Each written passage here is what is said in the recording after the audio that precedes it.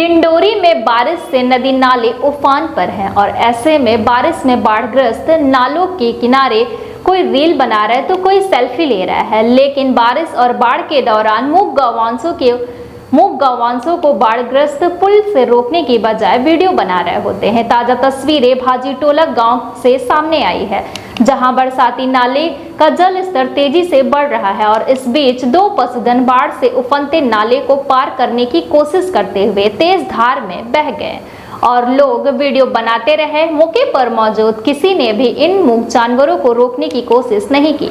हालांकि पशुधन किसी तरह उफनते नाले बहने के बाद भी मौत की जंग जीत कर बाहर आ जाते हैं।